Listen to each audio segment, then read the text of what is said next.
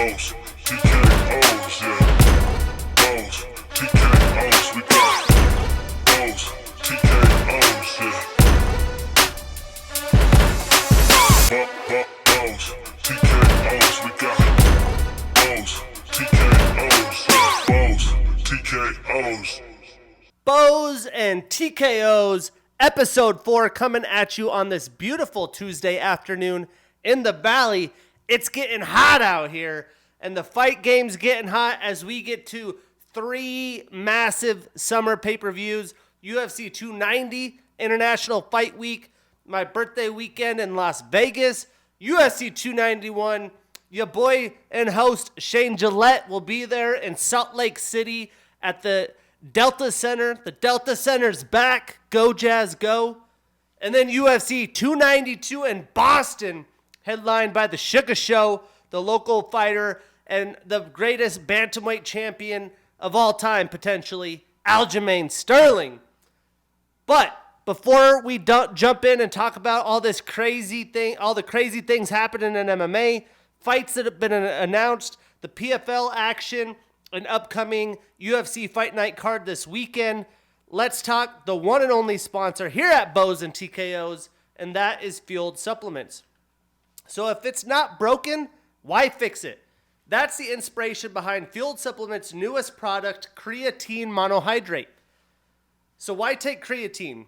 Well, creatine monohydrate is one of the most well-researched and effective natural supplements available for increasing muscle performance. Creatine enhances performance by supplying a pool of ATP, which acts as the muscle tissue's primary energy source for fuel during explosive bursts of energy, power, and strength. You get 100 servings. It's non-GMO, gluten-free, safe, and effective. You know the deal. Enter the promotion code BUCKETS, BUCKETS, at fueledsupplements.com. Support small business. Delete that Amazon cart, that GNC cart. Help small businesses get some quality supplements. I take them myself, loving what they're doing at fueledsupplements.com. But we do have a few fights that have been announced this week. It's early in the week. Don't even get to watch Ultimate Fighter yet. It hasn't come out. We'll have a couple early week podcasts as it's the 4th of July next week. Try to get it done early week, maybe Saturday, Sunday, Monday next week. And then the week before, the week after, I'm going to Seattle for the All-Star game and will not be bringing the podcast equipment for a satellite pod. So we're going to do that probably Sunday as well.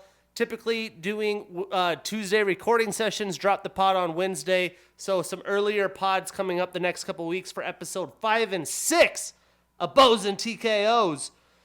But we have some fights announced, and we got some good ones. We get the rematch, Valentina Shevchenko, Alexa Grasso, September 16th, Mexican Independence Day in Las Vegas. That's going to be a fun rematch. We have Brady Heistend, the young bantamweight out of Spokane, Washington, taking on Damon Blackshear August 12th in a fight night card. Really surprising announcement. Rose Namajunas, former strawweight champion, is moving up to flyweight and will take on a very, very good Manon Fiorot September 2nd. So Rose getting back in the octagon. Stay tuned for that. We have Anthony Smith taking on Ryan Spann in his return after a couple losses, August 26th. Massive fight for both fighters. Tatsuro Taira, the fight got pulled out on this past weekend's card, but he got rebooked for International Fight Week with bigger stages against Edgar Chairez, a new signing to the UFC. But it'll be great to see the young talent on a big card. The veteran Cub Swanson's banging with Hakeem Dawodu August 12th. And then a really big, potentially title fight eliminator, Talia Santos is taking on Erin Blanchfield August 26th. So some great fights coming up as we get towards later summer, early fall.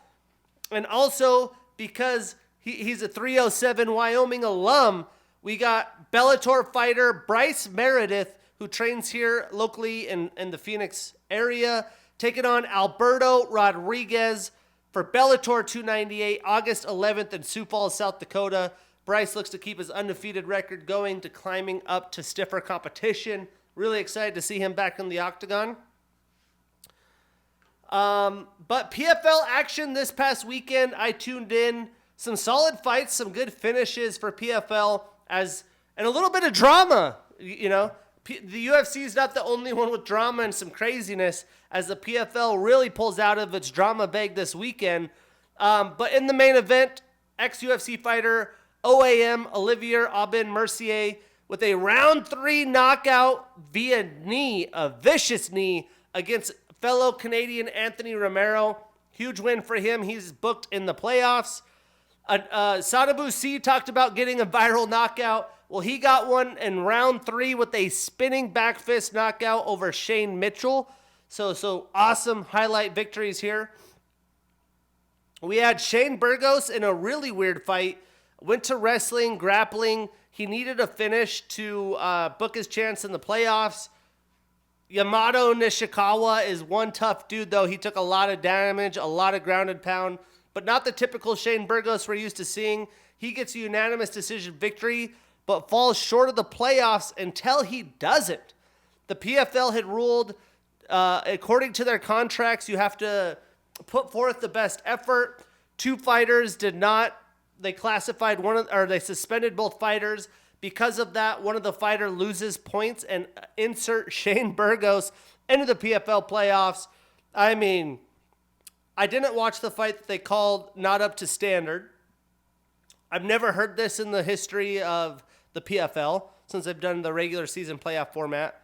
Shane Burgos, their biggest off-season free agent, big name in the UFC, in his prime, coming to make waves. I wonder if this really had to do by not the standard of fight that the PFL expects, or if they're trying to get some eyeballs on the playoffs. I'm tuning in, though, so it must be working. Magomed Kirimov with a round 1 knockout over David Zawada, looking high quality in that fight. Another Magomed Umalatov gets another win via unanimous decision over Naib Lopez. And then Clay Collard with a round 2 knockout over Stevie Ray in his final fight as he announces retirement. Great career, Stevie Ray. And also Carlos Leal, after a brutal round 1 getting beat up a little bit, gets the round 2 knockout over Delano Taylor. So ton of finishes for PFL as they get prepared for the playoffs. I wouldn't say any of those fights were great fights. The Stevie Ray fight had a little bit of interest. The Stevie Ray was on Clay's back, standing, trying to make some moves. Carlos Leal was losing round 1. Shane Burgos looking at the wrestling. So a couple different wrinkles in the PFL.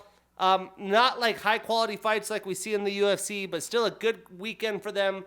And now lots of drama with Shane Burgos in the playoff format. So because these guys have to fight so much in a year with the playoffs and the regular season, they get a couple months to heal up. The playoffs will start beginning of August, so not even a couple months, a month and some change. August 4th, the first round of playoffs happening in San Antonio, Texas.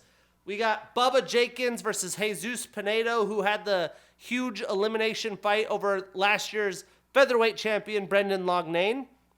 Go Bubba Jenkins, baby.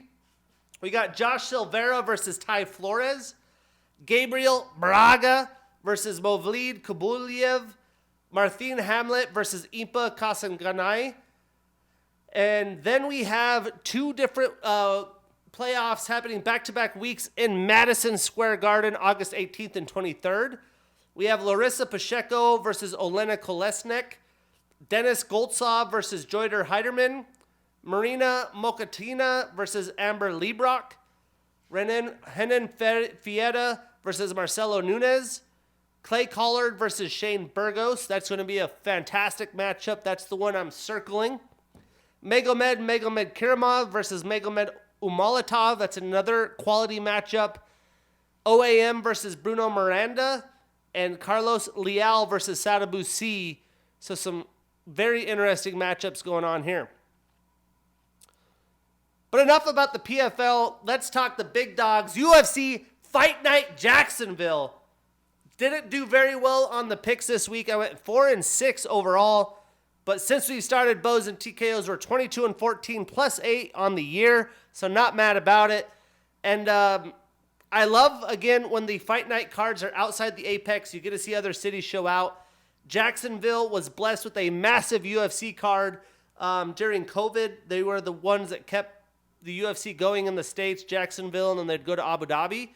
And this is the UFC's thanking them for doing this, putting on a stacked ABC card in Jacksonville.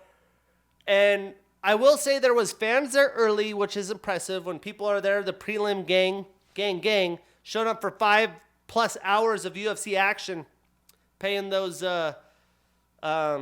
concession stands a pretty dime.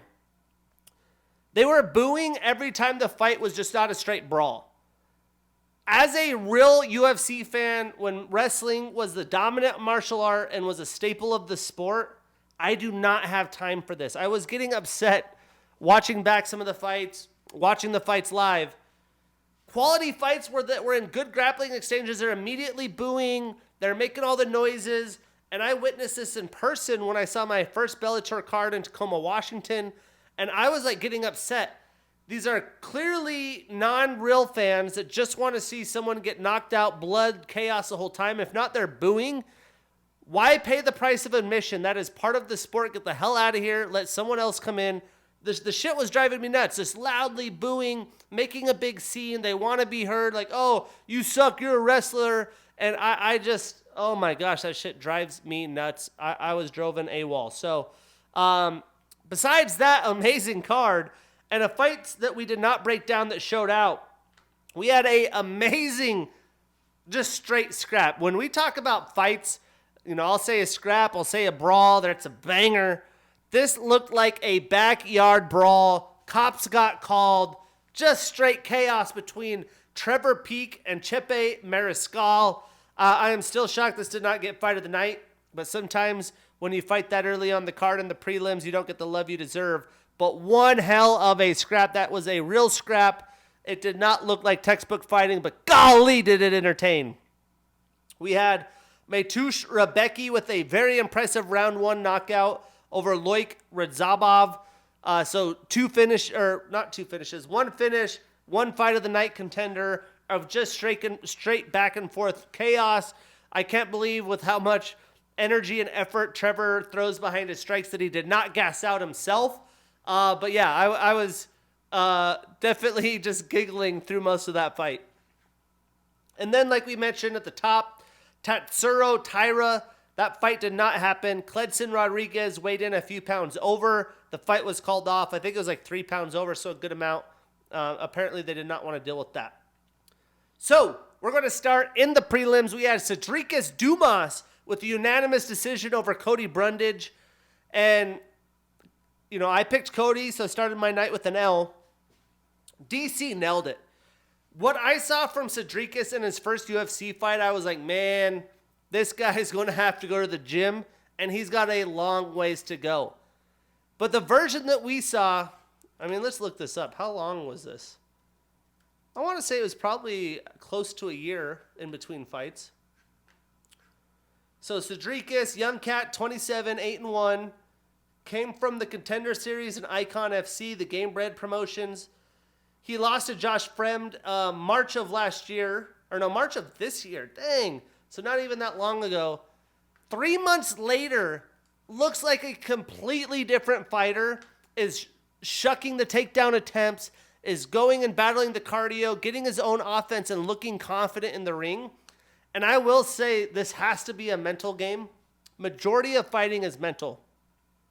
Israel Adesanya has talked about his new documentary that's supposedly out in New Zealand but not here, and the therapy and the things that he does and the mentality. Even me, for a high school wrestler before I was matured, if I thought someone was going to beat my ass for any reason, they're buff, bigger, taller, that would happen. And it's same with jiu-jitsu, it's same with MMA. You have to have the mental fortitude to go in there and kick somebody's ass and believe with every effort and bit of energy that you have that you can beat that person. I think the challenge with Cedriques in his UFC debut was probably the mental game, and then, you know, it looked like he didn't have the skill because he wasn't doing things he should be, but you kind of freeze up in there.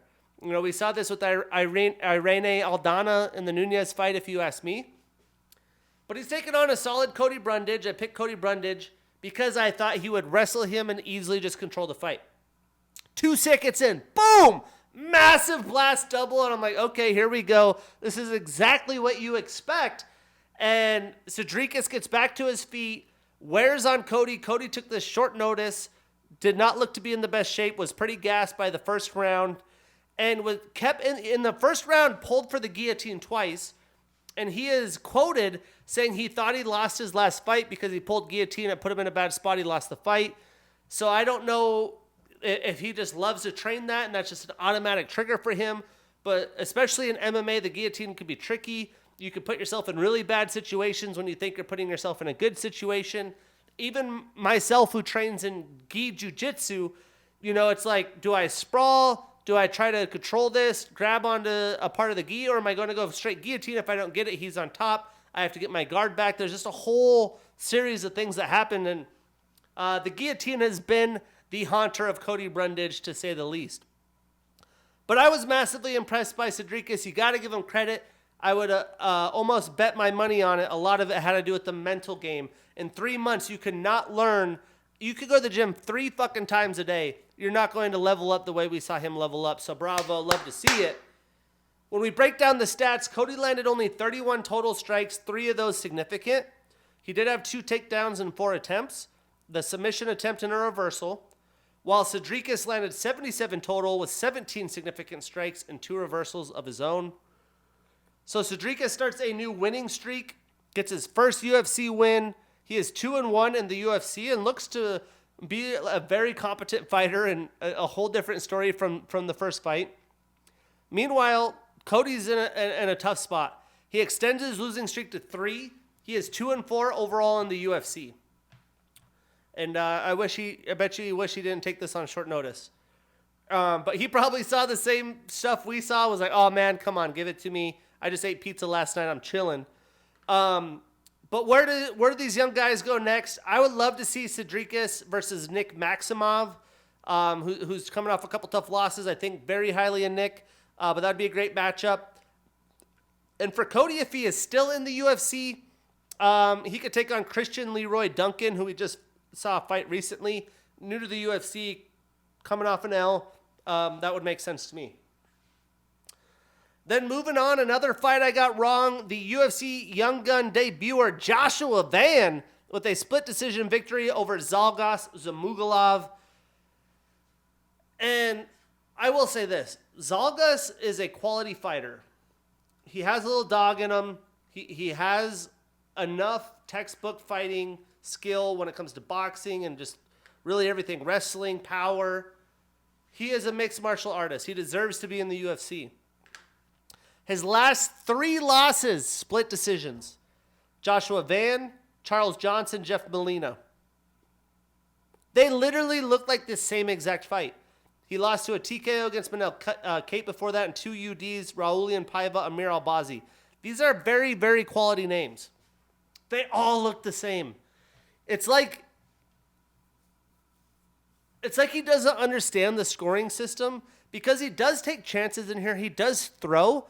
But the way he sets the other fighters up and the way he lets their confidence build through the fight, it ends up being a high-striking affair that's a little bit back and forth. But Zhalgas never seems like he wins a round. He never finishes with momentum. Maybe he starts with momentum. Maybe he has big moments in the middle of the rounds. There's just this whole weird puzzle to his game. But at the end of the fight, especially, maybe he has a really good round 1, then 2 and 3. It's kind of middle. He knows he's losing. Then he goes for a barrage. You're kind of like, oh, maybe he won that. Maybe he didn't. But at the end of the fight, you're never like, man, Zhalgas won that fight. He does well enough to get the split decision. But I feel like, for a guy that has so much experience, he's 34 years old, in the middle towards the edge of his prime, fought Fight Nights Global, fought some of the best names. I mean, in Fight Nights, he had wins over Tagir Olenbekov, Tyson Nam. I mean, dude, this guy's been around. That you're going to do a little bit more to put yourself in the career position you want to be. In flyweight, you have a lot of young talent. You experienced this against Joshua Van today coming up and kind of displacing a lot of the old names. You're on a 3-fight losing streak. None of your opponents can make weight. You've put all this effort in. Just go out there and win the fight. And, it's not a reasonable expectation to have these flyweights go and knock their opponents out. That's not common. But just do something to put yourself in position to win, and win round 2 and 3. Go out and freaking do it. Don't let those guys build the confidence. He has the cardio, you could tell. And I want to root for the guy because no one gives him love. But all of these fights just look like the same. And even DC was saying it on the broadcast. So it was very interesting. But Joshua shows he belongs here, although he just got called up. And what was he, 21 years old? Let's see. Yep, 21 years old. Insane. So very quality performance. You know that he's going to be on cloud 9. But I just feel for Zalgas, that's probably the end of his UFC career. Let's see if there's been any cuts real time here. The best way I find, I'm sure all of you guys that would be tuning in knows this, but the best way I find who's been off the roster, there's at UFC Roster Watch on Twitter. They have like an algorithm of any fighters removed and added. Let's see.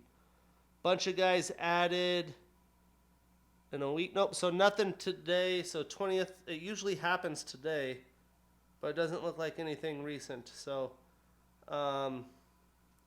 he's still on the roster, but I doubt that it's going to happen. So statistically, Zalgas landed 104 total and 103 significant strikes.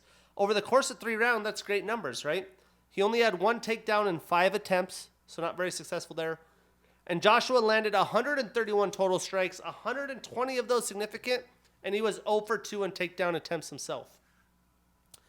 So Joshua now extends his winning streak to 6, gets his first UFC win in his debut. Zalgas extends his losing streak to 4 and is a brutal 1-6 in the UFC. The only guy I've seen surpass something like that is like Sam Alvey. But what's next? I would love to see Joshua take on Cledson Rodriguez, who missed weight and was supposed to fight.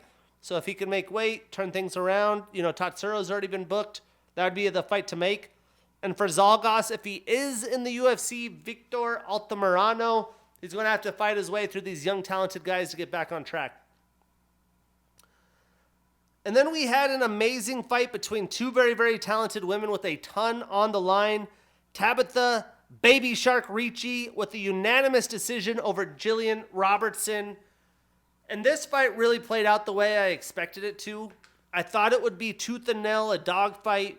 Both women are equally as talented in a lot of the same arts, like both very good grapplers, both have solid striking. But I figured Tabitha would have the speed advantage. And when I talk about mentality, Jillian is a veteran. She's been there. She's done that. She has some momentum, and the stakes are bigger than ever. Sometime when the stakes are bigger than ever, it gets to you, and you break down a little bit mentally. She did not do what she's been doing that was the recipe to success of late. She's done so well, looked like they always say 2.0, like a better, newer version of the Jillian we've come to know. And I couldn't wait to see her against Tabitha. And I won't say she fell completely flat, but she did not go out there like I just talked about how Zalgas needs to do more, and he did a lot. Compared to what Zalgas did, Jillian just wasn't there. I mean, when we look at the round stats, round 1, she threw 14 strikes. She did get taken down 2 times, tried one of her own, which I don't remember, but that's not going to cut it. Round 2, she did throw more strikes, still got taken down. She didn't even try any takedowns. She's a grappler usually. I believe Tabitha did have a judo throw as well. Round 3, only 28 strikes, had 1 takedown. Tabitha was 0 for 2. It just wasn't the game plan and expectation.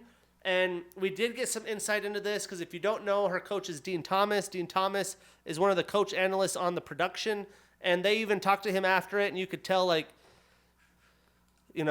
had a plan, and that plan obviously did not happen. But you have to credit Tabitha for coming through and making her opponent be in that situation. I think sometimes we forget the other end of that spectrum. But total stats, Tabitha landed 101 total, 100 significant. She had 3 takedowns and 8 attempts. And Jillian had 78 total strikes, 76 of those significant, with 1 takedown and 4 attempts.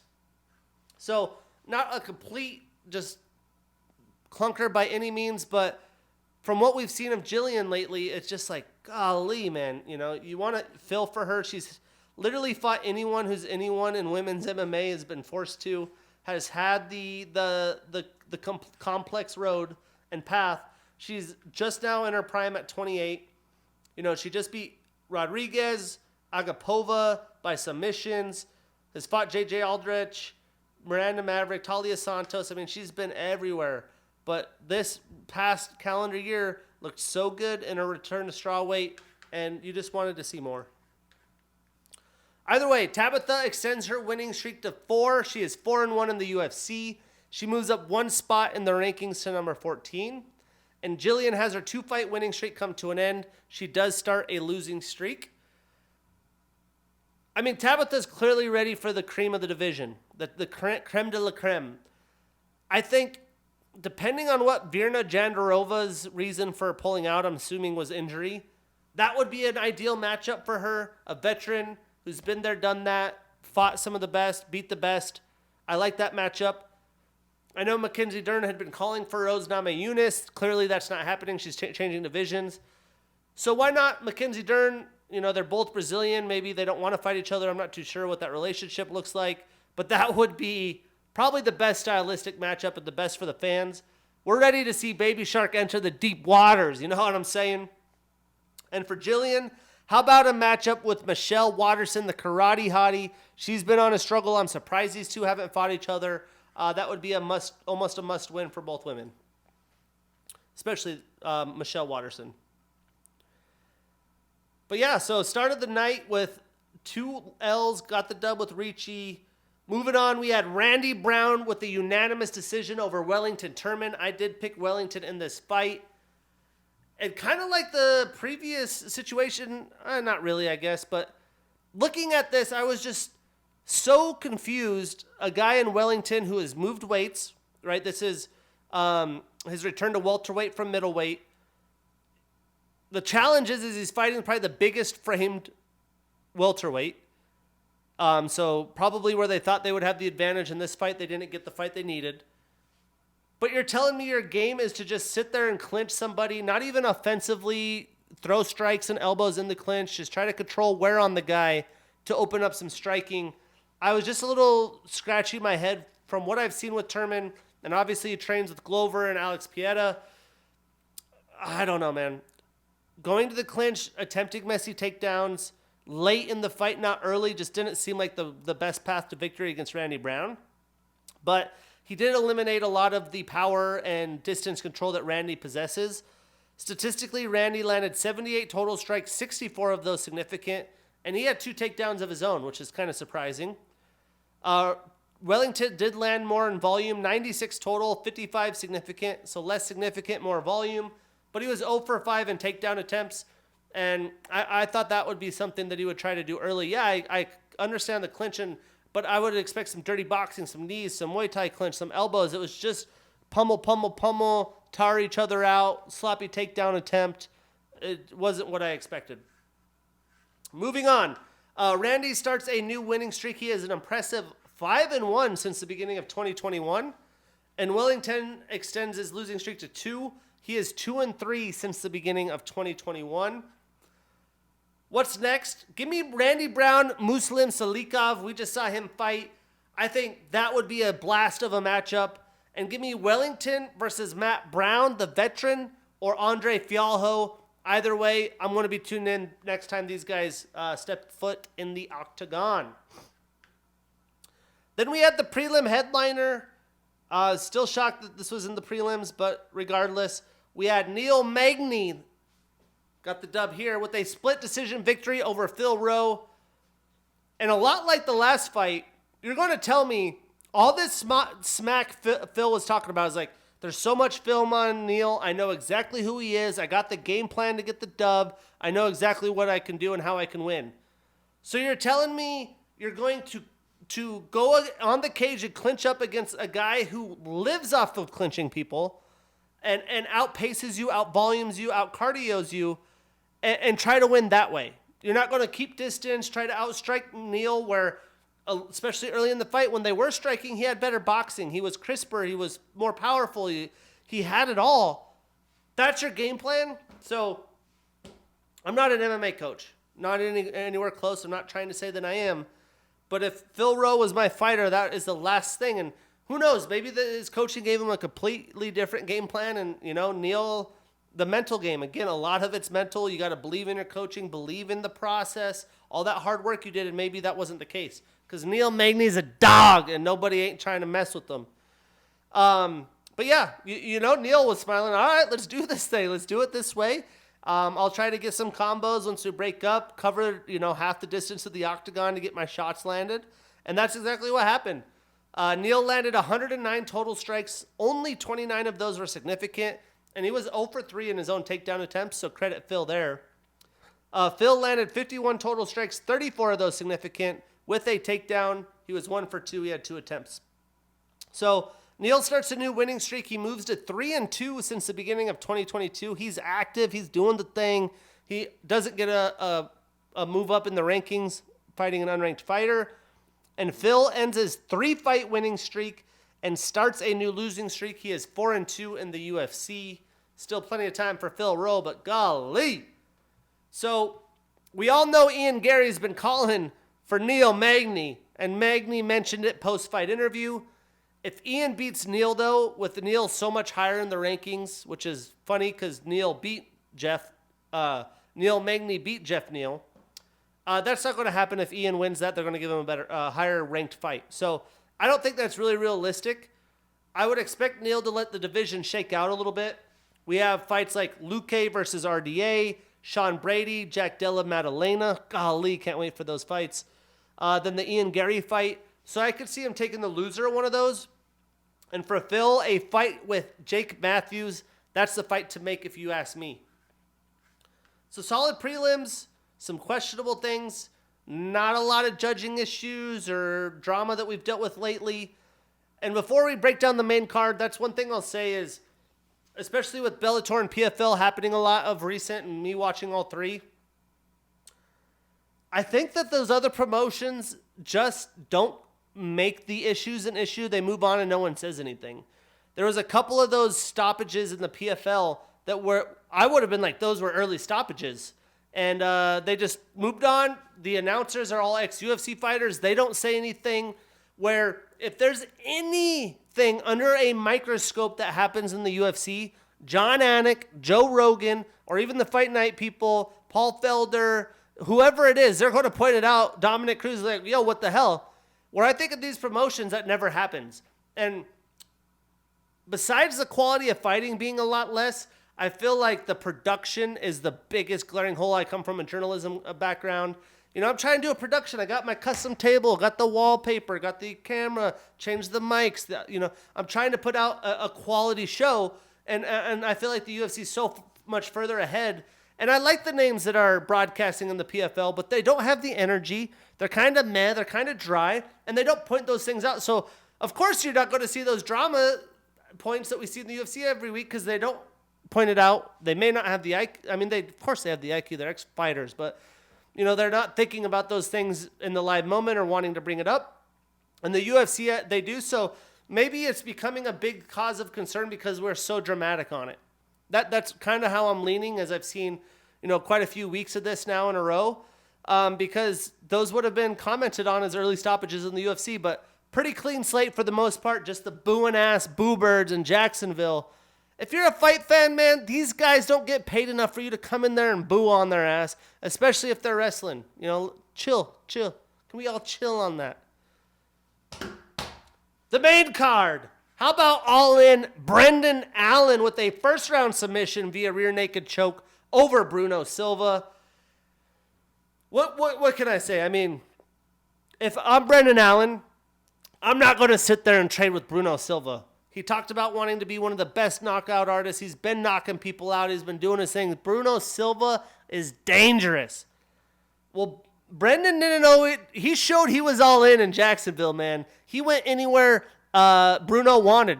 They were sitting there, boom, rocked him, boom. Big uppercut that would put a lot of these guys out. This division is stacked with hard hitters. I've been trying to say this. This division probably doesn't get enough credit. I can't believe the chin. I mean, Brendan Allen's young. He could take a shot. I'm not surprised by that. He's in good shape, well-rounded, been coached, has had the best coaching for years. He's the full package. I did not expect expect him to sit there and trade with Bruno Silva. But not only did he trade with him, he got the job done. He sat Bruno down, did his classic, let me get in the chin without the hooks. Boom, the hooks are in. You're freaking tapping. What a performance. This kid could do it all. He needs to watch out for getting overzealous, though. That's bit him in the past, and he's going to be a problem. Statistically, Brendan landed 40 total, 30 of those significant. He had a submission attempt and the knockdown, and he was a surprising 0 for 2 in takedowns. Bruno only landed 24 total and 20 significant, but what a fight while it lasted. I just was not expecting that. So Bruno starts a new losing streak. He is 1-3 since the beginning of 2022. He's been active since he's entered the UFC, has not found himself on the winning path of late. And Brendan extends his winning streak to 5. It's not that long ago that he went up to light heavyweight and fought Sam Alvey. I believe it was just a catchweight bout, to get confidence, to get back on the winning path, to feel what a victory tastes like. He right before that suffered a TKO loss to journeyman. At the time, he'd been in and out of the UFC, Chris Curtis. He wasn't as big as he is now. And here he is on a 5-fight winning streak, more confident than ever. He's so all in. He's trading with Bruno Silva in the pocket, which I do not advise anyone to do. So just, a crazy up and down path. And Brendan talks about it. He said it's all here. Being a young fighter, you're seeing your heroes. You're seeing these veterans that have highlight reels for days. If you get caught up in that, you could psych yourself out before stepping into the octagon, freeze up a little bit. I think he had a little bit of that early in his career. He's back with the confidence. It's just crazy to see how fast things can turn around for a fighter. And as fast as it was, he put in the work. This 5-fight winning streak, he's been active. He's been fighting a lot. So that's not easy work, and a lot of fight camps, a lot of dedication, and a lot of time away from family, friends, or whatever, personal life. But he does move up 2 spots in the rankings to number 11. So what's next? You want a scrap, man? You want a real scrap? Well, I'm talking scraps. I'm talking Trevor Peak scraps. Give us Brendan Allen, Roman Dolidze.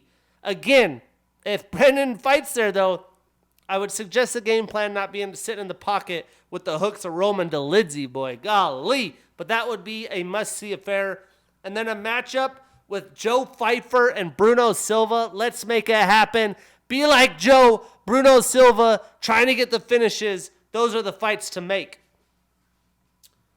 Glad I got that fight right. Got this fight right as well. I have David Onama with a round 2 knockout over Gabriel Santos. Performance of the night, 50 G's. And this was one of those where the first round was really close. But the second round, the coaches gave the perfect advice. He found the opening, got a highlight reel knockout, boy. And, that's the show. But Gabriel Santos, he's tough. David's been in some tough wars. The Nate the Train fight was savage. And as young as David is, he's shown with the new camp, he's really dialed things in. He's getting technical. He's getting smart with his strategy in the octagon. This kid's going to be a fun fighter to watch. Enjoy the 50 G's. David landed 59 total and 53 significant strikes with the reversal and a knockdown. And he was 0 for 1 in takedown attempts. Gabriel landed 56 total strikes, 39 of those significant. And he had 2 takedowns and 4 attempts and 2 submission attempts as well. So again, back and forth. Gabriel definitely had his moments. But the perfect game plan, perfect strike, perfect 50G bonus. So Onama starts a new winning streak. He moves to 3-1 since the beginning of 2022. He's been active. Gabriel extends his losing streak to 2 and is still seeking his first UFC victory. I would love to see this stylistic matchup. David Onama, Ricardo Ramos, could you imagine? And for Gabriel, Lucas Almeida would be the fight to make. And I'm not going to say much about this fight. I was really excited to see the warfare that was about to happen. But a brutal eye poke, one of the as bad as it gets. Austin Lane with a no contest over Justin Tafa. Lane only landed 3 total insignificant strikes. I mean, that sucker was almost a knuckle deep in there. And clearly, the judge tried to do as much as they can to give the fight an opportunity to come back. It just was not happening. And it sucks because it was, middle way through the main card. This would have been an awesome scrap. I would assume Toph is out a little bit with the eye poke. So give me Austin versus Muhammad Usman. And give me Justin versus Carl Williams when he's ready to scrap. Heavyweights, you already know how it's going to show out. But I am interested to see Austin Lane back in there. This was a huge moment for him. Definitely tough that it ended that way. Then the co-main event. Man, oh man, the future is here. Maybe Barber with a round 2 TKO over Amanda Ribas. 50 G's performance of the night. I picked Amanda. I knew it would be a dogfight, but the future looks bright for Maybe Barber. Golly! I mean, what couldn't she do? She was striking with Amanda. She was grappling with Amanda. The fight went anywhere and everywhere. She's, full of blood, screaming, hyped up. I feel like this is one of those fights you see in a fighter's career where that was the moment that you saw them really just grow up and mature into their own fighting spirit, I guess you can say. Because, Maybe, she's been thought of very highly. She's still so young. She's been tested a little bit, had her ups and downs. And Amanda coming back to straw weight, she's definitely a little bit of a challenge. But Amanda's a very high-quality fighter. The volume, the durability. I mean, both girls took shots. Let's be honest there. But Amanda was taking some massive shots round 2 and did not want to let the fight go, man. I was surprised she was able to take some of those. But how about the output of Maybe? I just did not expect this ferocity to come out. It's well needed for her. I'm just massively impressed with what she did. And this was that aha moment where you're like, these young women, man, I mean, she's 25.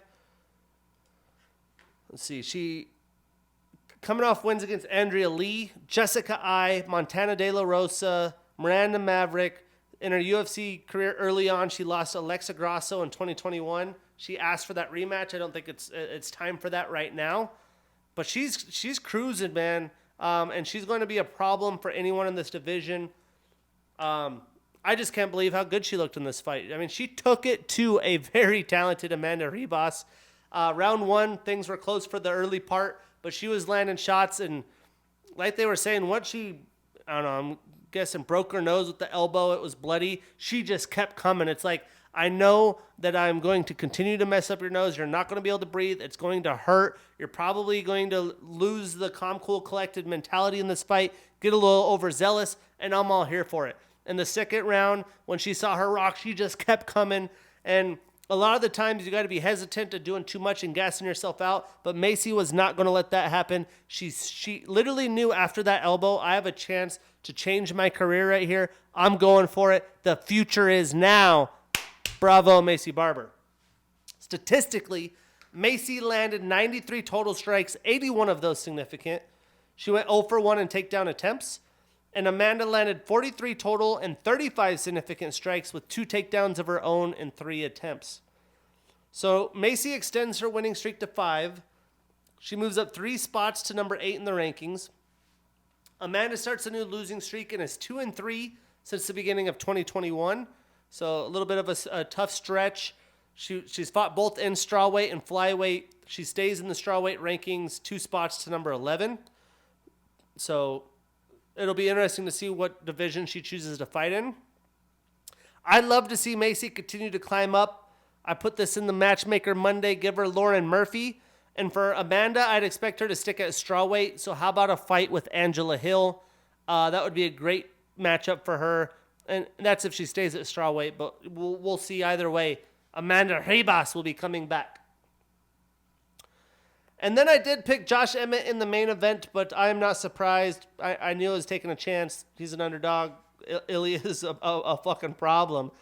El Matador, Ilya Topuria, unanimous decision over Josh Emmett. Fight of the night. Although the Trevor Peek one, I think, should have won that. But, main of the event, the stages are set. Couple major takeaways for me in this fight. The first one, Ilya's that guy. His boxing, his BJJ, which we did not see in action, his wrestling and grappling ability, he really is the full package. He's still so young at 27. I don't think there's any reason to rush this. He says he needs to be waiting for a title shot. Chill out. That's not going to happen probably. And the big reason I thought Josh was going to be able to win this fight is I thought the rounds 4 and 5, the championship rounds, Ilya would be getting a little bit overzealous in the first early rounds, tire himself a little bit, maybe like what we saw in Aljamain Sterling versus Petr Yan in the first fight. And he didn't. He was so calm, cool, collected there. His defense was on point. Josh was hitting him with big shots, and he was eating them like nothing was happening. They call it like rolling off in the boxing world. They must have been rolling off because he'd be taking shots, and he wouldn't wear it. You wouldn't tell. He didn't move hardly at all. And Josh fucking throws gas. You know what I mean? Those hooks, dude, you got to watch out with those. And he found his range so good with that jab was so nasty. He'd step back. Josh would have his fury combos, but they were always just short, and he was always in the perfect range. So I was just very impressed of the full package against such a quality opponent. And Josh is a dog. He wasn't going anywhere. I was on Twitter during the fight. People were calling for the fight round 4. Going into round 5 with the eye, I did not think they let the fight continue. They did. Josh still coming out, knuckling up, throwing bombs. But for a guy that's been there, done that, coming off a loss, this is such a big opportunity for him. I'm just curious that you don't throw in a jab. You don't mix in the range. Because every time Ilya was throwing that jab, it was just smashing that eye. That face is getting mushed up. And he has to come in and take a couple shots to land a couple. Because when Ilya is controlling the range like that and jabbing, you have to throw a fury of a couple of your hooks and combos to get in there. He throws a jab, you got to get one, boom, boom. You're taking 2 shots getting in. Why not mix it up a little bit? I'm sure they train those things. You don't just train your 1 or 2 good strikes, right? He did throw in some leg kicks. I figured he would attack the leg kick more. It was really red on the lead leg of Ilya. That's going to take a lot of his boxing away. Mix that up. Change things when a round goes bad. Change it up a little bit. Maybe the coaches asked for that. He's so mushed up and damaged. You just go to fight or flight mode. He goes to what he does. There's so many things and variables that happen there. But I was surprised they didn't mix it up because he fought the same style over 4 rounds and continued to get beat down by the very good El Matador. And it sucks, man. Josh has been through a lot. Mr. Clean, as I was trying to say last week. Statistically, Ilya landed 171 total strikes, 152 of those significant. He did have 3 takedowns and a knockdown. And Josh landed 89 total strikes, 87 of those significant. So Ilya stays undefeated. He moves to 6-0 in the UFC, continues his 14-fight winning streak, and he moves up 4 spots in the rankings to number 5. Josh extends his losing streak to 2. He is 2-2 since the beginning of 2021, and he moves down only 1 spot in the rankings to number 6. So, again, Ilya thinks it's, you either give me Max Holloway or a title shot, I ain't fighting. I disagree. All right, I really do. I disagree. I think you put him in a scrap with Arnold Allen. That's a perfect matchup. It's going to sell. The winner of those are in a title. He's still so young. Why just throw him in against Volkanovski? Maybe he is that good, and maybe he will really, push the limits to Volkanovski. I'm a little skeptical about that. There's levels to this division. You have Volkanovski and Max, up there. Max showed that in the Arnold fight. So why not, let him have another fight? It's going to be a good payday for him. It's a win-win situation. I expect a fight with Arnold Allen. That's the one to make. They're both young. Let's make it happen. And for Emmett, at this point in time, recovering from injuries, the age, 2 fights and a loss, I would assume the dreams of a title are definitely coming to an end, and he's coming to grasp with that. But a great fight for him, a great fight for the fans would be Giga Chikadze. Supposedly everyone's declining his fights. I'm sure Josh will be game. Let's make that fight happen. But UFC Jacksonville, great show out. Quit booing the wrestlers. They don't need to just throw fucking haymakers all day long. But other than that, amazing card, great performance. ABC, local TV, the UFC's doing it right. This weekend, back to the Apex, UFC Fight Night Vegas 76. Prelims on ESPN with the, not primetime action, but a little bit early action, 1 p.m. Main card at 4 p.m., all on ESPN or ESPN+. Some fights we will not break down. We have Contender Series alum Joe Anderson Brito taking on Weston Wilson, and Bruno Fietta, who's coming off a big win, taking on Nursultan Ruzabov. But we're going to kick the card off in the prelims. I'm still shocked We'll be interested to see if the card stays this way. The first fight of the night, 2 ranked fighters. We got Alexander King Kong Romanov, the 32-year-old fighter with a 16-2 record and the number 14 next to his name, taking on Blagoy Baga Ivanov, the 36-year-old fighter with a 19-5 record and the number 15 next to his name. Now, this fight, ton on the line for both fighters. Romanov came in, it looked like he was going to climb up the rankings, has had a brutal year. He can't afford another loss, especially to a veteran like Blagoy, who's towards the edge of his career, trying to stay in the top 15. He's still going to want this fight as well and prove to people he could still compete. Now, Alexander, he's got a freestyle wrestling background. He's an Eagle FC alum, which I was looking at this, at the whole Khabib thing. Is that even a thing anymore? Kevin Lee's back in the UFC. I was excited to see what that would do. I'm assuming that Eagle FC is just done. But he had a good run in Eagle FC. He's on a 2-fight losing streak, but is 5-2 in the UFC. And 9 of his 16 wins are via submission, 6 via knockout, so 15 of his 16 wins via finish. Now, Blagoy has a combat sambo, judo, and kickboxing background. He has a black belt in judo and is an international master of sport in sambo. He got gold in the 2008 World Sambo Championships. He is a World Series of Fighting champion and alum and champion with 3 successful title defenses. He is also a Bellator alum and a PFL champ. He is on a 1-fight losing streak and is 1-2 since the beginning of 2022. To put it, straight to you, Romanov really has looked atrocious for his standard. Seemed somewhat out of shape. He already fought this year in March, so I'm not too sure what's going to change here. But hopefully his camp has helped him get a reality check. I'm assuming that this is finally hit after 2 straight losses, and you're starting the card now on an Apex card. I feel like the UFC is trying to give him a hint here. But Blagoy is no slouch. He's a high IQ veteran. He's going to look to bring the fight where Alexander doesn't want it. But Romanov's, younger, stronger, faster. And he's good where Ivanov is good. For that reason, I'm still going with King Kong. But I'm not putting my money on him, especially the way he's been showing out lately. Then we get this fight. Finally, fingers crossed, weigh-ins. We're still a couple days away. But we get Guram, the Georgian Viking, Kutateladze, the 31-year-old fighter with a 12-3 record, taking on Elves Brenner, the 25-year-old with a 14-3 record. And to be honest, I've been waiting to see Kutateladze since his last fight with Damir Ismagulov. Before the rebrand, I was hyping that fight up.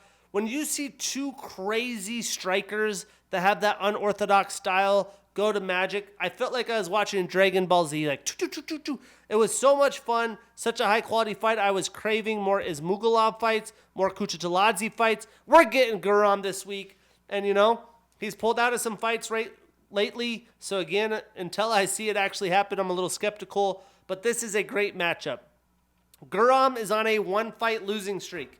He is a Brave alum.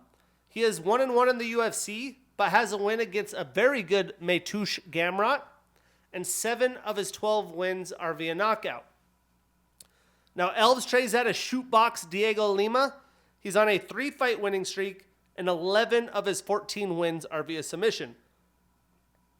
This is a little bit of a clash of styles. If Elves can get the fight to the ground, this is going to be an interesting fight. But Guram is going to make this a kickboxing fight, and I'm confident he will win a fight with that style. For that reason, I'm taking the Georgian Viking.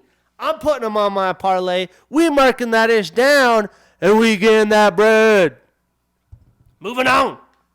We got Yana Foxy Santos, the 33-year-old fighter with a 14-7 record and the number 6 next to his name, taking on Carl Hossa, the 28-year-old fighter with a 16-5 record and the number 9 next to her name.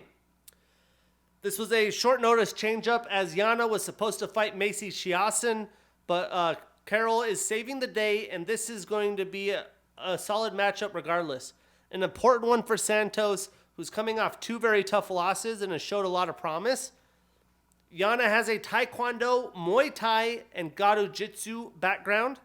She has a black belt in Taekwondo. She is on a 2-fight losing streak. She is an M1 alum and an Invicta alum and former champion. Carol has a black belt in BJJ. She's got a dark blue belt in Muay Thai. She's on a 1-fight losing streak and is 3-2 since the beginning of 2021. Again, I believe this is going to be a very back and forth battle, but Santos is just a higher quality fighter. She's going to be the faster striker. I'm going to take her in my pick'ems, but no parlay action for me.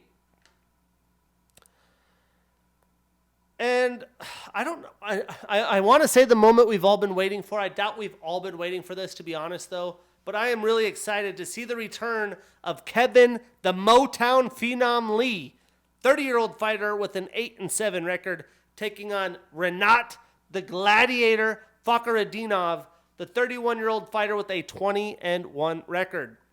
Now, this is a very wild fight. There's so much unknown with Kevin.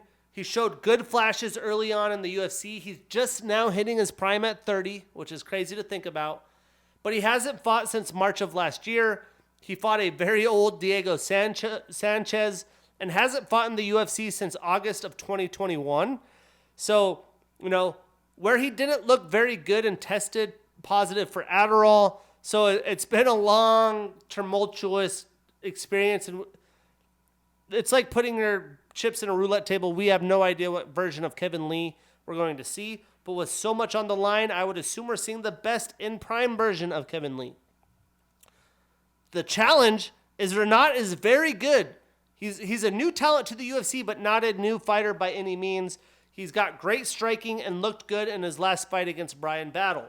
So, Kevin's an orthodox fighter. He has a wrestling background out of Grand Valley State. He's on a 1-fight winning streak, which was in Eagles FC against Diego Sanchez, but is 2-4 in the UFC since the beginning of 2018, so not very great there. 8 of his 19 wins are via submission.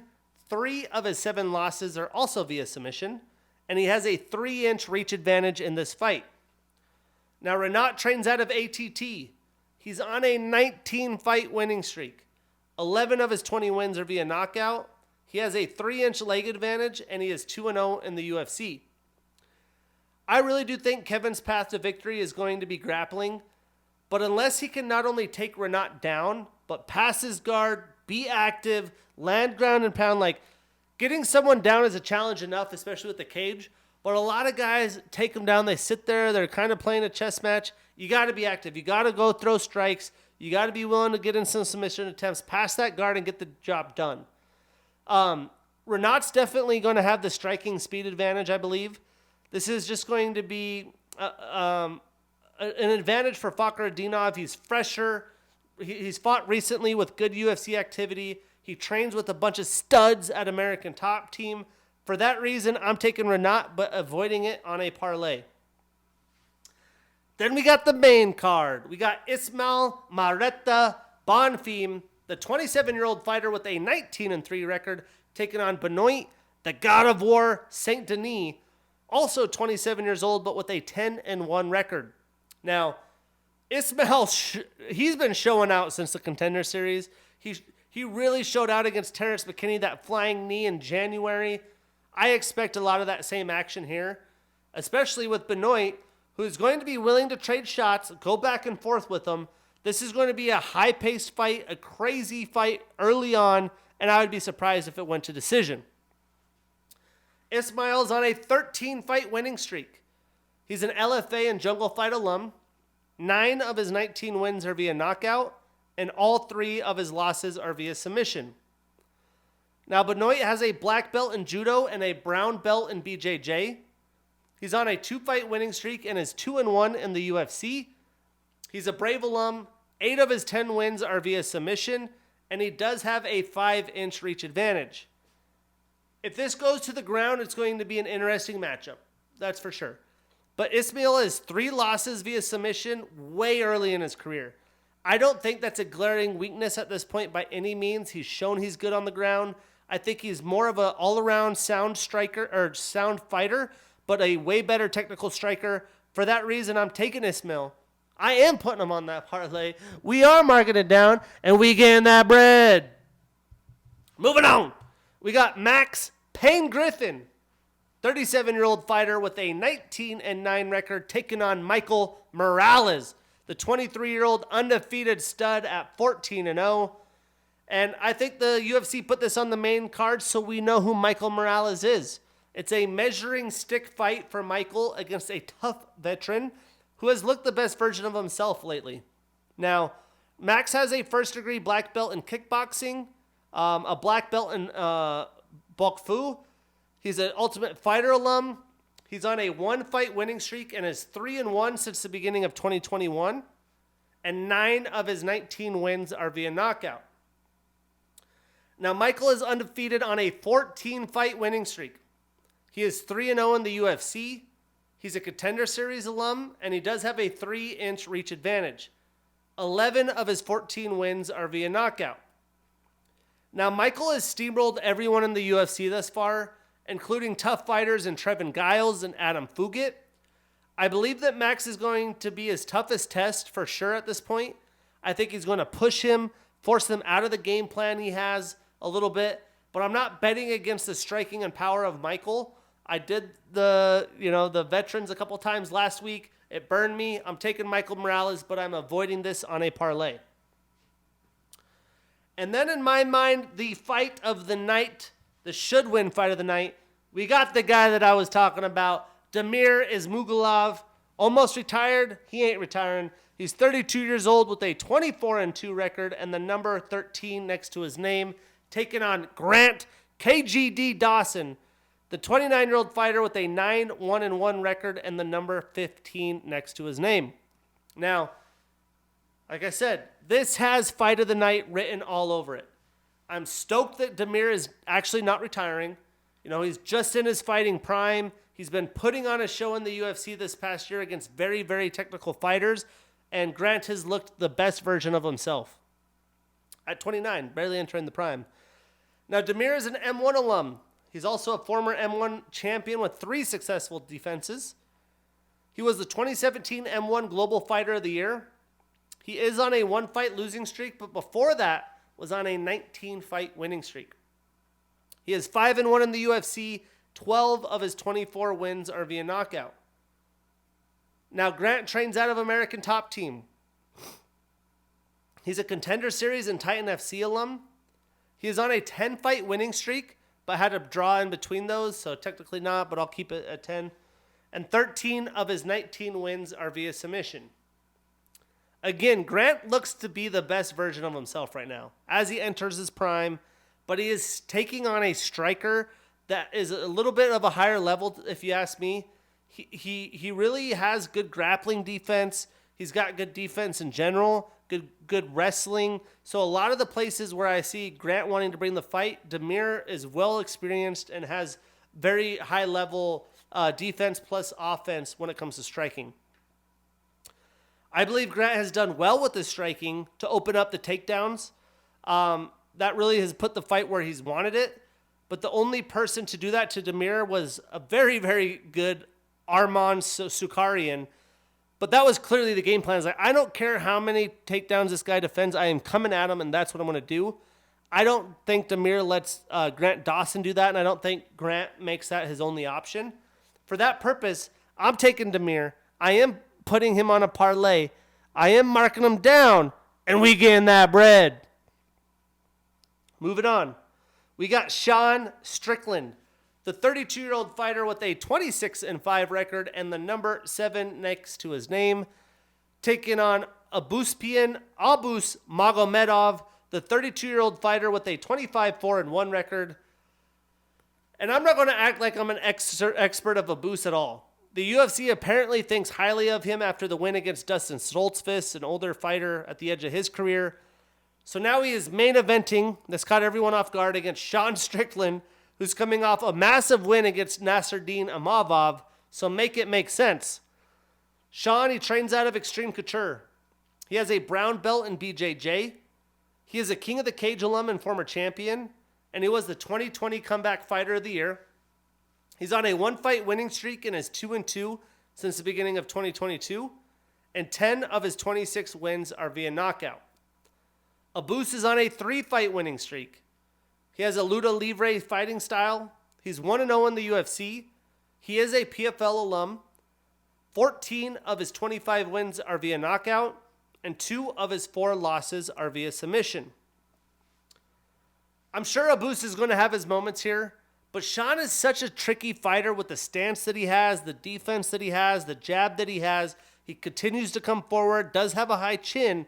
I think Abus is going to have to open up early, look to catch Sean as he stands tall in his stance early like Alex did, Alex Poatan Pereira. It's hard to pick against Sean in this fight. You know, he's fought world-class competition. He looked really good against the bigger Nasruddin Imavov. For that purpose, I am taking Sean Strickland, but avoiding it on a parlay if possible. But then we got a massive, massive UFC International Fight Week 290 card in Las Vegas, headlined by Volkanovski, Yair Rodriguez. Again, this card is stacked. 3 massive pay-per-views this summer. I'll be breaking that down early with the holidays and everything going on. We'll be recapping it literally right before I go to Seattle, another early podcast. But thanks for tuning in. Bows and TKOs, we out here, baby. Episode 4. I'm your host, Shane Gillette. See you next week.